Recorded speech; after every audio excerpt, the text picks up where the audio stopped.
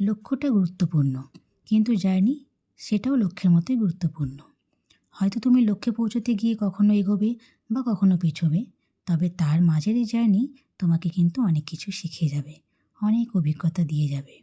Hello viewers, চলে এসেছি একটি নতুন ভিডিও নিয়ে। গত ভিডিওতে আমাদের জার্নি শুরু হয়েছিল শ্রীখোলা থেকে রামমাম, তারপর আবার রামমাম থেকে সামানদেন। আজ ফ্যামিলি ট্রেকিংয়ের তৃতীয় দিন। প্রায় সকাল 8টা নাগাদ রামমাম থেকে সামানদেনের উদ্দেশ্যে রওনা হয়েছিলাম। প্রায় অনেক চড়াই উতরাইয়ের পর অবশেষে বিকেল 3:30 নাগাদ আমরা পৌঁছে যাই আজকের ডেস্টিনেশন সামানদেন। সামানদেন এটি হলো দার্জিলিং জেলার একটি হারিয়ে যাওয়া উপত্যকা। এটাকে অনেকে মিনি সুইজারল্যান্ড অফ বেঙ্গলও বলে থাকে। সত্যি ভীষণ সুন্দর জায়গাটি। সামানদেন পৌঁছেই আমরা আগে থেকেই ঠিক করে রাখা একটি হোমস্টেতে উঠি। সকালে প্রায় খুবই ক্লান্ত হয়ে গেছিল, তাই একটু ফ্রেশ হয়ে তাড়াতাড়ি লাঞ্চটাকে সেরে ফেলি। হোমস্টে থেকে চারিদিকের ভিউ যেন অসাধারণ সুন্দর একটি ক্যানভাস, যাকে প্রকৃতি নিজের রং তুলিতে সাজিয়ে দিয়েছে। মনে হচ্ছিল প্রকৃতির রঙে এই ক্যানভাসকে প্রকৃতি যেন নিজে থেকে সাজিয়ে তুলেছে। চারিদিকটাই উঁচু উঁচু পাহাড় আর মাঝখানে ছোট্ট একটি ভ্যালি, দেখতে কিন্তু ভীষণ সুন্দর। এই সামানদেনে গুটি কয়েকটি বাড়ি রয়েছে, সেই বাড়িগুলো প্রায় সবই হোমস্টেতে পরিণত হয়েছে। প্রত্যেকটি হোমস্টের সামনে আপনি দেখতেই পাচ্ছেন সুন্দর সুন্দর বাগান রয়েছে, আর এই বাগানগুলোর মধ্যে তারা কিন্তু নিজেদের রোজগারের খাওয়ার অনেক কিছুই চাষ করে থাকে, যেমন হলো আলু, মটরশুঁটি, ফুলকপি, তারপরে শীতের আরও নানান শাকসবজি। এই হোমস্টে থেকে চারিদিকটা দেখতে খুবই সুন্দর লাগছিল, আর বেশ সুন্দর ঠান্ডা ঠান্ডা হাওয়া বইছিল। এই ঠান্ডা বাতাসে কিন্তু পরিবেশটা আরও সুন্দর করে তুলেছিল। তারপর আমি নেমে যাই সেই হোমস্টে থেকে নিচের দিকে এগোতে গিয়ে দেখি হোমস্টের পেছন দিকটায় তাদের জন্য রয়েছে রান্নাঘর। এই হোমস্টের মালিকটি ভীষণ সুন্দর, ওনার নাম হচ্ছে রূপেশ তাবাং। তো এটি হলো তাদের রান্নাঘর, এখানে রান্না হয়ে থাকে। আর পেছনে এই দিকটা তাদের জন্য নিশ্চয়ই টয়লেট রয়েছে। তারও পেছনে, রান্নাঘরের পেছনে একটি রয়েছে খামার।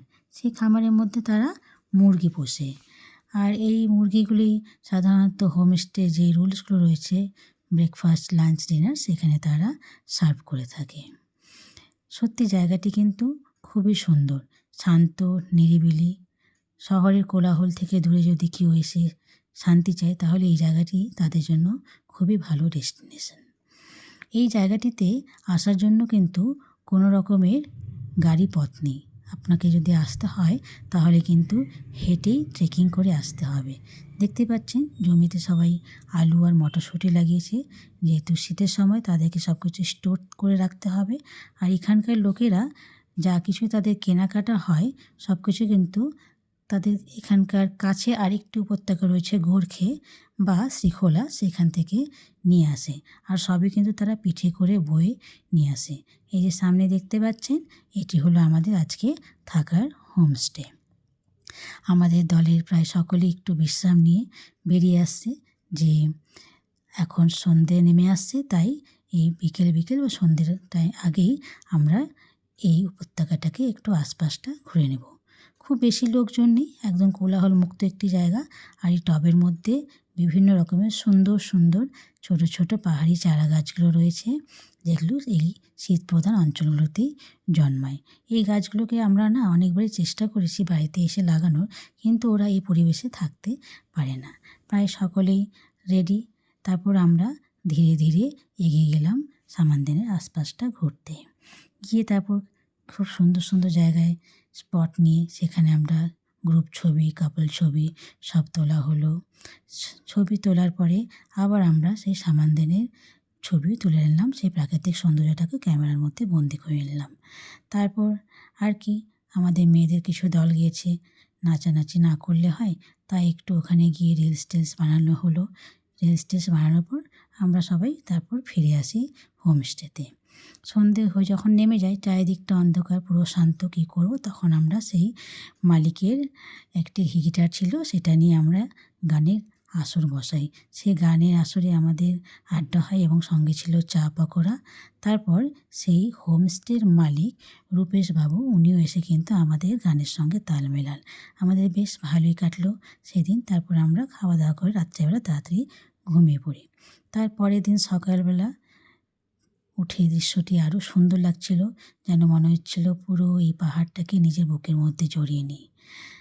তারপর আমি চলে আসি তাদের কিচেন রুমে। সেই কিচেন রুমটা একটু আপনাদের দেখাই। সেখানে তারা কিচেন রুমে সব কিছুই অ্যাভেলেবেল করে রাখে। আর দেখুন কত কিছুই রেখেছে। যেহেতু এটা তাদের ব্যবসা, হোমস্টে, তাদের নিজে থাকার জন্য হয়, আবার লোকেদের খাওয়ানোর জন্য, সব কিছুই কিন্তু তাদেরকে নিজ থেকে এখানে তুলে নিয়ে আসতে হয়। পাহাড়ি জীবন যে কতটাই কষ্টকর সেটা না দেখলে বোঝা যায় না। তারা কিন্তু প্রচুর পরিশ্রমী হয়। সেখানকার মানুষদের দেখবেন রোগ ব্যাধি খুবই কম হয়। সেখানকার বয়স্ক লোকেরাও দেখি বেশ ভালোই থাকে। কারণ পাহাড়ের তো এক তো পরিবেশ ভালো পায়, পরিবেশ ভালো পায়, আবহাওয়া ভালো পায়, আর সেখানকার খাদ্যটা তারা ফ্রেশ পায়। নিজেরাই চাষ করে যা কিছু হয় রান্না হয়। তাহলে সকালে আমাদের ব্রেকফাস্টের মধ্যে ছিল ম্যাগি। যেহেতু সকাল সকাল আমরা বেরিয়ে পড়ব, তাই জন্য সকলেই আমরা সকালে ব্রেকফাস্ট খেয়ে বেরিয়ে পড়ার জন্য রেডি হয়ে যাই। তারপর আমাদের যেহেতু একটা গ্রুপ ট্যুর ছিল, সেই জন্য একটা ছবি তোলা হলো। ছবি তোলার পর আমরা রওনা দিলাম।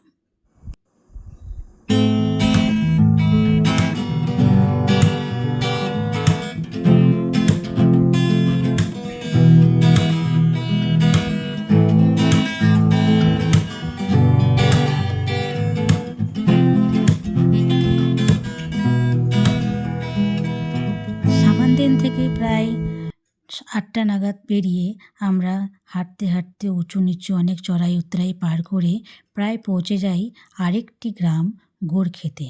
গোর্খে এই জায়গাটিও সামানদেমের মতোই একটি বিচ্ছিন্ন উপত্যকা।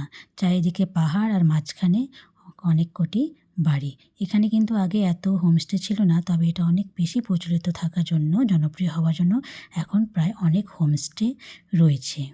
তারপর আমরা আস্তে আস্তে নেমে পড়লাম নিচের দিকে। সেখানে একটি ছিল ঝোড়ো। সেই গোর্খে ঝোড়োটাকে পার করে আমরা আরেকটু এগিয়ে যেতে থাকি। সেই ঝোড়োর কাছে কিন্তু হাওয়া প্রচণ্ড বইছিল এবং হাওয়াটি ছিল ভীষণ ঠান্ডা এবং কনকনে। তারপর সেখান থেকে আমরা আস্তে আস্তে সকলে মিলে বেরিয়ে পড়ি। পাহাড়ের এই ঝোড়োগুলো দেখতে ভীষণ ভালো লাগে এবং সেখানে আশপাশটায় দাঁড়িয়ে আমরা কিছু ছবি তুললাম। ছবি তুলে নেওয়ার পর আবার রওনা দিলাম আমাদের আজকের নতুন গন্তব্য, সেটা হচ্ছে পাথারে। তবে পাথারেতে আমাদের থাকা হবে না, সেখানে আমাদের জন্য গাড়ি ওয়েট করছে। সেই গাড়ি করে আমরা আবার বেরিয়ে পড়ব হিলের উদ্দেশ্যে। ভালো থাকবেন, সুস্থ থাকবেন। Thank you.